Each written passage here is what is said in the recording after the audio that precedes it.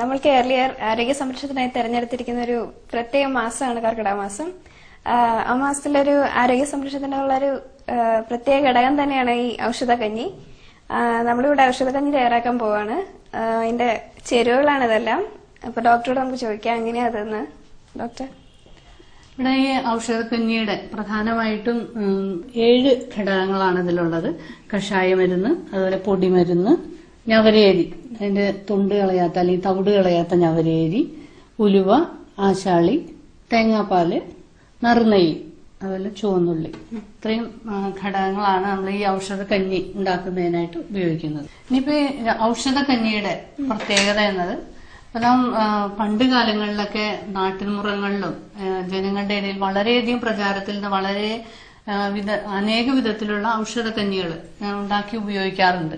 അതാത് കാലാവസ്ഥയ്ക്കനുസരിച്ചും രോഗത്തിനനുസരിച്ചും അതുപോലെ ഔഷധങ്ങളുടെ ലഭ്യതയ്ക്കനുസരിച്ചും ഒക്കെയാണ് അന്ന് ഈ ഔഷധക്കഞ്ഞികൾ ഉണ്ടാക്കി ഉപയോഗിച്ചിരുന്നത്.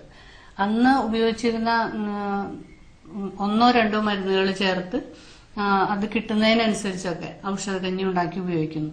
മിക്ക മരുന്നുകളും തന്നെ നമ്മുടെ വീടിന്റെ തൊടിയിലും വീട്ടുമുറ്റത്തും ഒക്കെ നിന്ന് കിട്ടുന്ന പച്ചമരുന്നുകളും അതുപോലെ നമുക്ക് വളരെ സുലഭമായിട്ടുള്ള മരുന്നുകൾ, പൊടിമരുന്നുകളായിട്ട് ചേർത്ത് ഞവരേരി ചേർത്ത് കഞ്ഞി ഉണ്ടാക്കിയിട്ട് കഴിക്കുകയാണ് ചെയ്യാം. ഇവിടെ ഈ ഞവരേരി എന്ന് പറയുന്നത് വ്രീഹിധാന്യങ്ങളിൽ വെച്ച് ഏറ്റവും ശ്രേഷ്ഠമായിട്ടുള്ള അരിയാണ് ഞവരേരി. അതിന് വളരെയധികം ഗുണങ്ങളുണ്ട്. ത്രിദോഷ ശമനമാണത്. 3 ദോഷങ്ങളെയും ഹനിക്കാനും അതുപോലെ ആരോഗ്യ സംരക്ഷണത്തിന് ബൃംഘണമായിട്ടുള്ള ശരീര പോഷകരമായിട്ടുള്ള അങ്ങനെ വളരെയധികം പ്രാധാന്യം ഞവരേരിക്കുണ്ട്. അതുകൊണ്ട് തന്നെയാണ് അത് ഞവരേരി ചേർത്ത് ഔഷധക്കഞ്ഞി ഉണ്ടാക്കുന്നത്.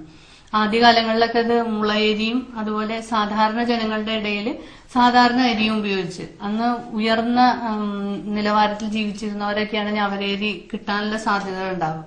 ഇന്ന് അതിൽ നിന്നൊക്കെ വിഭിന്നമായിട്ട് ജനങ്ങൾക്ക് ഈ ആയുർവേദത്തിന്റെ മഹത്വവും അല്ലെങ്കിൽ ആയുർവേദത്തിന്റെ ഈ ഔഷധങ്ങളുടെ ഗുണമൊക്കെ തിരിച്ചറിഞ്ഞ് ഇന്ന് ഈ പണ്ടുണ്ടായിരുന്ന വിധത്തിലുള്ള ഈ ഔഷധക്കഞ്ഞി ഉപയോഗിക്കുന്നതിലേക്ക് ജനം തിരിച്ചു വന്നിരിക്കുകയാണ്. അതൊക്കെ തന്നെയാണ് ഇന്ന് ഇത്തരത്തിലുള്ള ഈ ഔഷധക്കഞ്ഞികൾ ഇന്നും നഗരങ്ങളിലും വലിയ വലിയ മെട്രോപൊളിറ്റൻ സിറ്റികളിലും ഇന്നത് ഉപയോഗിക്കുന്നതും ഈ ഔഷധക്കഞ്ഞി ഉണ്ടാക്കി ഉപയോഗിക്കുന്നു.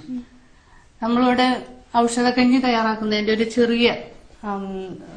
ചെറിയ രീതിയിൽ അത് തയ്യാറാക്കാൻ എങ്ങനെ ഈസി ആയിട്ട് പറ്റും അല്ലെങ്കിൽ എങ്ങനെ അത് ചെയ്യാൻ പറ്റും എന്ന് കാണിക്കാനാണ് ഇവിടെ പോകുന്നത്.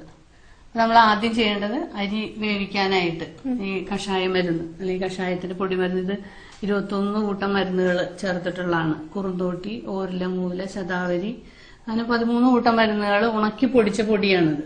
ഇത് ചതച്ചു പിഴിഞ്ഞ നീരായിട്ടും ചേർക്കും.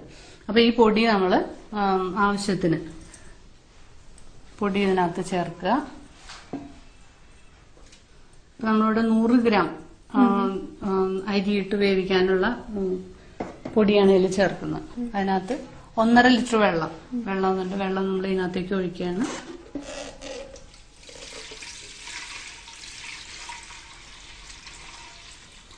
വെള്ളം ഒഴിച്ചു. എന്നിട്ടത് കത്തിക്കുക.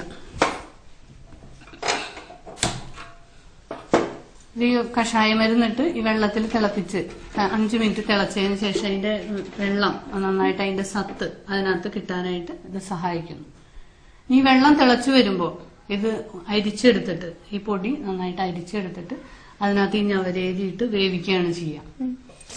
ഇപ്പൊ ഇവിടെ കഷായ മരുന്നിട്ട് ഈ വെള്ളം തിളച്ചു കഴിഞ്ഞു. ഇനി ഇതിന്റെ തെളി ഊറ്റിയെടുത്തിട്ട് ഇതിനകത്ത് നമ്മൾ ചേർക്കുന്നത് ഞവരേരി. അത് 400 ഗ്രാം ഞവരേരിയാണ്. ഇതിന്റെ 100 ഗ്രാം നമ്മൾ ഇതിനകത്ത് ചേർക്കുന്നു.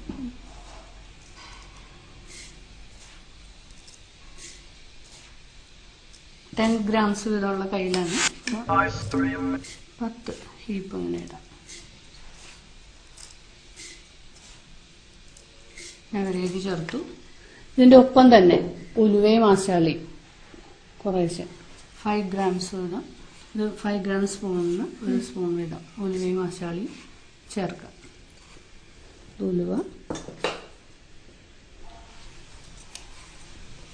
ആശാളി 1 സ്പൂൺ ചേർത്തു.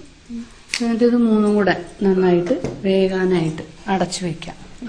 അടച്ചു വെച്ച് നന്നായിട്ട് ചെറിയ തീയിലിട്ട് വേവിച്ചെടുക്കുകയാണ് ചെയ്യും. പിന്നെ അവരെ നന്നായിട്ട് വെന്ത് ഉലുവയും ആശാളിയും അതിന്റെ പ്രത്യേകത നല്ല ചൂടുള്ളതാണ്. അതുപോലെ തന്നെ വാദപ്രധാനമായിട്ടുള്ള രോഗങ്ങൾക്കൊക്കെ വളരെയധികം ശ്രേഷ്ഠമായിട്ടുള്ളതാണ്. സന്ധികൾക്കുണ്ടാകുന്ന വേദന, അതുപോലെ അഗ്നിമാന്ദ്യം, ഇതിനെയൊക്കെ തീർക്കാനായിട്ട് വളരെയധികം സഹായിക്കുന്നു. ഈ ഞവരേരി ഈ ഉലുവയും ആശാളിയും ചേർത്ത് നന്നായി വെന്തതിന് ശേഷം ഇവിടെ പൊടിമരുന്നുകൾ, ഉലുവ, ജാതിക്ക പത്രി, ഗ്രാമ്പു, അതുപോലെ കക്കുംകായ തുടങ്ങി 13 കൂട്ടം മരുന്നുകൾ ചേർത്തുണ്ടാക്കുന്ന പൊടിമരുന്നാണ്. ആ പൊടിമരുന്ന് നന്നായിട്ട് ഞവര അരി നന്നായിട്ട് വെന്ത് വരുന്ന പാകത്തിൽ ആ പൊടിമരുന്നും അതുപോലെ തേങ്ങാപ്പാല്